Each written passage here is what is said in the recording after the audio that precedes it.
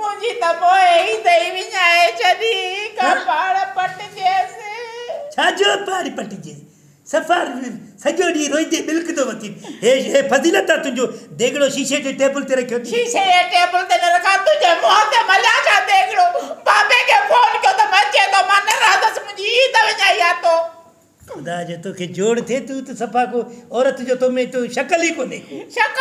तो मैं मर्दानो मोह है गो मारे अजी पराए तरह ते ही त कही थी महाराज जी ते इने तुझे भाई जे घर खुदो जे घर जेको पाण वते तो माई जे कने कुते वांगु लूस लूस कंदो तू भी लूसी कुते वांगु पराए तरह ते छोपियो बाडे साड़े मावे दस बाबे जे ने दस बाबो अचे तो तोरे बाबे के तमा मुकण तो दून में मां चवा थी त तू अच मुखे उते वठण त बाबो मुंजा ये भायर जे के नंढी खदड़ी या चरियो तो के दसे एड़ी गुडे जने मार जन जो हडो जो भजन तो के खबर पए ओ पाड़न पटिया हेठ नो विजरायो टीचा एडो गल बजन आई थी बैठा तो थोड़ो फजीलत सा गला न गाई दस आस्ते माके तहां ते एडी कावड़ा बुधाई आई थी जो बस ता ए वसर में छाड नो नो त गडाव भी न हो छाजो बाबा छाजो खैर थाए अच्छी वा तो मुझे न्याणी के मोकल छोड़ो नहीं भाई तते ओ अब्बा तू देगड़े को परे थी मुंह ते न लगे हो अच्छी ते बीठा वची करे खा बाबा खा खावा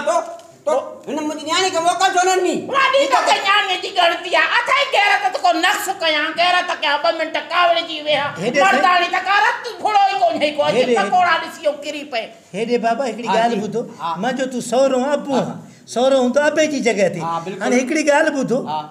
हेड़ो धी जणो थोड़ो शकी न थिए ता छो शकी थिया न्याणी त न्याणी हुंदी आ भले केड़ी भी हुजे हेड़ी न्याणी जेके मर्दन जो खूबसूरत न्याणी हुंदी आ न्याणी की खूबसूरत आ चाहे ना बा नरो चुप कर के कुत्ते बिले जे कढला आया हिन सा न परणाया अल्लाह तोबा थी मजाला सा के को सजा लगी असा के अबे अमा जो बदवा लगो जो मर्दन जेड़ो जाल मिलियो असा के शुक्र कर हेड़ सुणी जाल मिली थई सुणी सुबह को ड्यूटी पार्लर ते वया उते मां 15000 खर्च के वो ड्यूटी ना है माके बूट ती दियो ड्यूटी ना है ब्यूटी पार्लर तो आ ब्यूटी पार्लर जेका उते वया रन हेवार गाड़ा काने तो मजो तो मेकअप क्यों वो छाए उते सिंगार कराई न त चा पे निता दे त ई त कर आ त न इन तुजी करानी नहीं तोके तू पंज इज्जत सा बुधाय अबो आसा के सोरो तू इज्जत सा बुधाय अरे ता जा वडा ता जू मायू वयो करे ब्यूटी पार्लर ते वो दौर बियो हो ना हाने तू केड़ो प्राडो में तो घुमे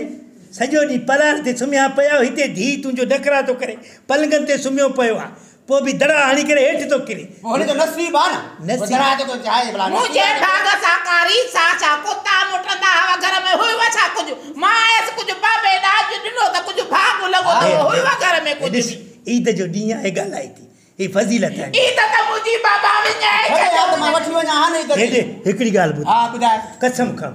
आज कसम कर जो नालो फजीलत मटाए पेज जे जो नालो फजीलत रखियो थी पढ़न पटिया उनके का फजीलत जरी कोने का छो ना ऐसे फणोटा नक छाए दिस केड़ी सुणी आए पकड़े जड़ो नक खा पकोड़ा खावा तो गाबो लताड़े तन मोह ते छो बाबे के गालाए तो घट वध तू एरो इज्जत वारो मसा फेरिया तो सारा राजू खेड दो बे है आई त देसे बाबा मा चवा जी क हिनन बेस्त नोट मा न रहदी तू चाय खणी म चाय खणी चा हां चाय पी दो के चाय चाती मा बाबे ला शरबत ती चाचा हेडी अच तू हिते भी तू चाचवा सजो हिकड़ी गाल बुध तुंजो धी एडो काकड़ो हणी तो यकीन करे पाड़ी यारा मानू हाने सा पराए घर में आया हिते पाड़ी यारा मानू उथिया ने इलाको दिस केड़ो डिफेंस जो इलाको आ हाने तुजी धी के समझायो ने पढ़न पटिया इन धी जो नालो हाने मटाए छो मटाया सा छो मटाए जेको छठी रात लिखला वो नालो आतो तो नाला रखे भला फणोटो नक शरबत जे चाय चीवा शरबत पियंदो गर्मी में आवा शरबत पियंदो गलो खराब आ गए इन जो शिकारन जी जीप जो हाने भला थदी थी न छा जी थदी ते मैं आयो वठण त व냐स थी ना किरायो दे माके जल्दी हल छडी शरबत की वठी पानी दी के यो माके पेरो बुधायो न ते वठण आयो ता के हल बाबा उती वट दी के हल निकलो इनन जी गैरत ये गैरत नहीं आए खबर है माके तू हल बाबा तू छड खराब कर दी पकोड़ा हल वट अच्छा बाबा बाबे के ठिकाने दे दी तई नथी पैसे बाबो त बिलो धिक मरन था ए खण पाणन पटिया खणो सजो खण